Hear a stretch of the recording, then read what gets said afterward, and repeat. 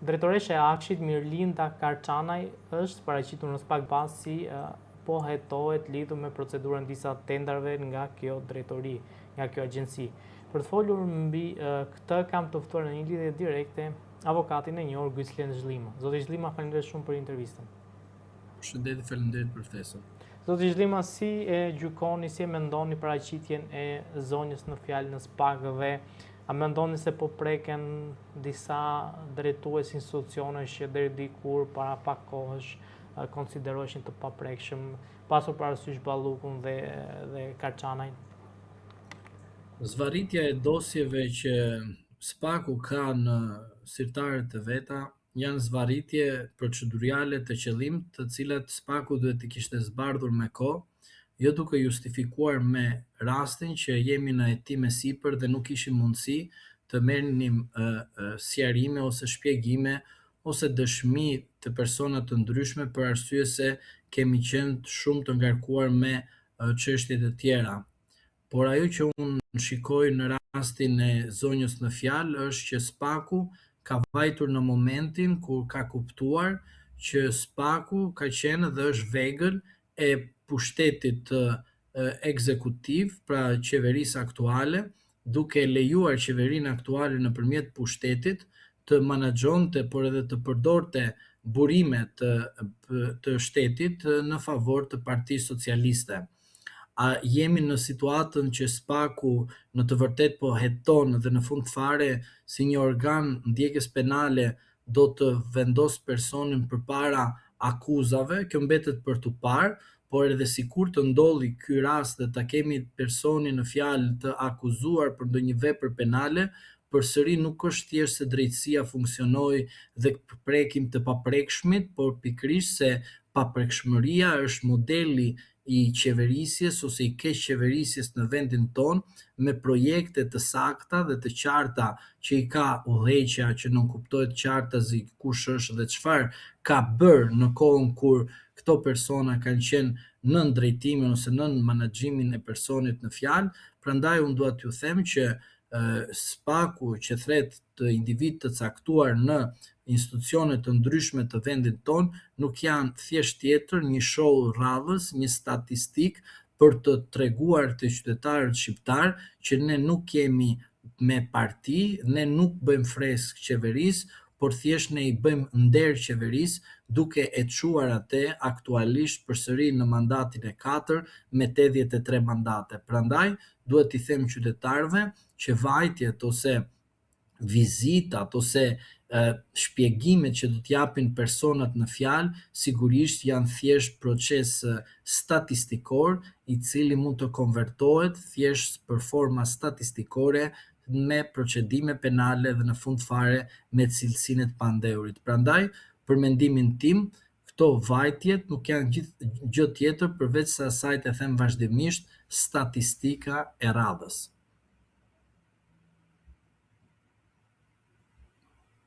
Zoti Zhlima, pse kemi një hezitim të gjykatës kushtetuese për të vendosur lidhur me kërkesën që ka bërë qeveria për pezullimin e zëvendës kryeministres Belinda Balloku? Sipas kushtetutës, kryeministri i vendit në nenin 134 të saj, kryeministri legjitimohet të bëjë kërkesë kur ai e gjykon në rastin konkret Balluku, të kërkojë gjykatës kushtetuese se kush ka kompetencë për të shkarkuar, emëruar edhe pezulluar në rast se është e nevojshme një funksionar të qeverisjes së tij. Dhe nga ana tjetër duhet të kuptojmë që vendimarrja e gjykatës kushtetuese nuk është sepse vonohet për të gjykuar rastin në themel, ajo duhet ta keni parasysh që do ta gjykojë patjetër rastin në themel, sepse kemi të bëjmë me rast kompetence, por edhe zgjidhjen e kompetencës, por ajo që bën gjykatën kushtetuese të jetë pak më e kujdesshme është raporti me drejtsinë e re. Pse me drejtsinë e re? Sepse pikërisht kryeministri ka kërkuar edhe pezullimin në gjykatën kushtetuese të vendimit të GJKK-os për pezullimin e zonjës Balluku. Kryeministri i vendit parimisht do të merrem, jo posaçërisht me subjekt dhe emër mbi emër, ka të drejtën e tij kushtetuese të drejtohet. Gjykata kushtetuese ka detyrimin e saj të dali brenda afatit kohor që është 10 ditë nga momenti ku kolegji i treshës së anëtarëve të gjykatës kushtetuese e ka përcjell trupit gjykues për bërë momentalisht nga 8 gjyqtar kushtetues që të gjykojë edhe për pranimin e kërkesës së kryeministrit, por edhe për pezullimin e vendimit të GJKK-s. Prandaj, vonesa është për shkak se nuk ja mban, jo të shqyrtoj rastin në themel, por të pezulloj vendimin e gjykatës së posaçme. Pra, gjykata kushtetuese bën një veprim jo të ndershëm në raport me kushtetutën, se ka frikë në rast se pezullon vendimin e GJKK-s, automatikisht reforma në drejtësi ka ikur në gremin, ose më mirë ka ikur në, të thosha, në një formë jo të mirë, po nuk do ta them, po ka ikur në kazanin e plerave. Avokat, çfarë prisni nga gjykata kushtetuese? Do e rrëzoj kërkesën e Ramës apo do e lërë në fuqi kërkesën e Spakut? Kërkesa e zotit Rama për pezullimin e zonjës Balluku, për mendimin tim, do të bëhet një show nga gjykata kushtetuese, e cila mund të thrasë në mënyrë të papritur palët të dëgjohet për sa i përket vetëm pezullimit të GJKK-s dhe jo të themelit si fillim. Por ajo mund të bëjë edhe një, do thoja, mekanizëm tjetër, duke vendosur edhe datën e themelit, edhe në të njëjtën ditë të diskutohet edhe pezullimi, për të dëgjuar palët, për shkak se nuk don që të marrë ajo atë përgjegjësinë që i takon për të vendosur si një gjykatë kushtetuese dhe e pavarur, por të japi edhe tek palët të drejtën të shprehen përpara një gjykimi publik, siç është ajo me zgjidhjen e moskompetencës. Për mendimin tim, gjykata kushtetuese në rast se është dhe duhet të thirret që të shkojë në raport me kushtetutën dhe ligjet në Republikën e Shqipërisë, duke vendosur parimet asaj që ka kushtetuta, por edhe darjen e pushteteve që ka neni shtati kushtetutës, legislativi, ekzekutivi dhe gjyqësori, duhet të pezulloj vendimin për zonjën Balluku, jo ta pezulloj duke kuptuar se është në favor të zotit Rama apo jo, por duhet të bëj këtë veprim që të thotë që unë si një gjykatë e cila interpretoj kushtetutën, sepse ajo është detyra ime kushtetuese, duhet të japim qytetarët të kuptojnë që gjykata kushtetuese duhet të shërbejë si një gjykatë e paanshme dhe në shërbimin si e paanshme duhet të pezulloj vendimin ndaj zonjës Balluku dhe të gjykojë rastin në themel dhe pasi të dalim me vendimarrje mund të shprehet në fund fare të vendimarrjes së saj në rast se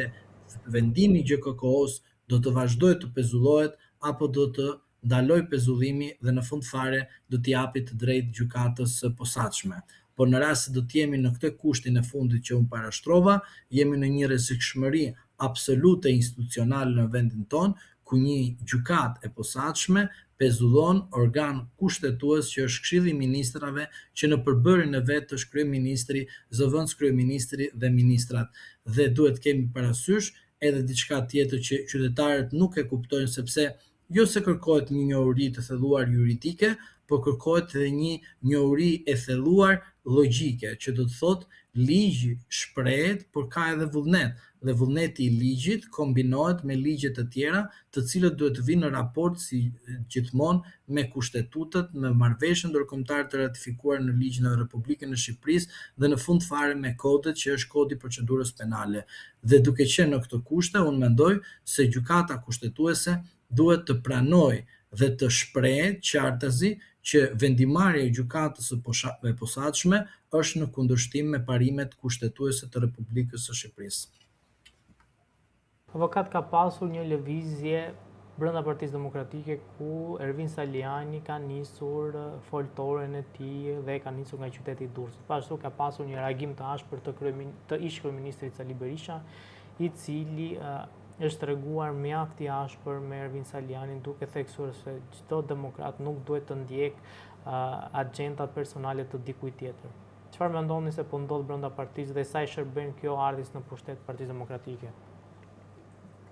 Fillimisht duhet të shprehim që çdo iniciativë është e mirëpritur, por ajo duhet të jetë gjithmonë në raport me kushtetutën e tyre, që do është kushtetuta është statuti i Partisë Demokratike, pra është akti themeltar i një subjektit politik, dhe pastaj vinë ato që ne themi forumet e brenda një partie politike, që personat që janë një grup duhet të nënshtrohen atij të statutit, duke respektuar normat e saj dhe përveç kësaj duke aplikuar dhe normat e statutit për të kërkuar që të bën zgjedhje të brendshme në Partinë Demokratike, ashtu siç e kërkon vetë statuti dhe procesi demokratik brenda një partie politike. Dhe për sa i përket pjesës së zotit Berisha, në rast se aplikojnë personat sipas citimit tonë, zot Saljani e të tjerë kundër zotit Berisha, në momentin e aplikimit të tyre, atëherë unë do të thoja, në moment kur do të dëgjoja zotin Berisha, do të thoja mendimin tim lidhur me procedurën që kanë ndjekur grupimet. Momentalisht mund të them që zoti Berisha ka një të drejtë, sepse e drejta e tij është që është akoma kryetari i Partisë Demokratike. Në rast se grupimi në fjalë do të kishte mundësi vullnetin për më parë një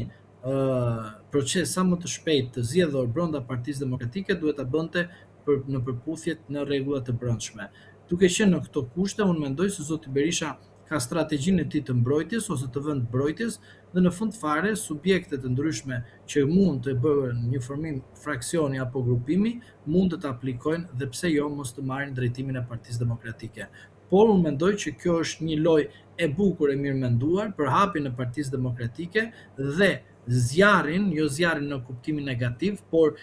konvertimin e asaj që ne themi mos pasje shpresë në Partinë Demokratike. Vatra e zjarrit do të sjellë ngrohje, do të sjellë një frymëzim të ri për persona të cilët janë të zhgënjur për shkak se Partia Demokratike për mosmarrjen e pushtetit po shndërrohet gradualisht si një shoqat, që unë nuk e besoj se do të përfundojë shoqat, por në një luftë të tillë besoj se në një moment të caktuar ata të cilët duan të mirën e Partisë Demokratike duhet të luftojnë që Partia Demokratike të vazhdoj të mbetejën e saj për të marrë drejtimin e vendit dhe jo për të shndëruar si një makineri e cila prodhon thjesht vetëm numrin 2 në politikën shqiptare dhe nuk mund të marrë dot shkas e numrit 1 siç është qeverisja e vendit. Avokat, faleminderit shumë për intervistën. Edhe unë ju falenderoj për ftesën.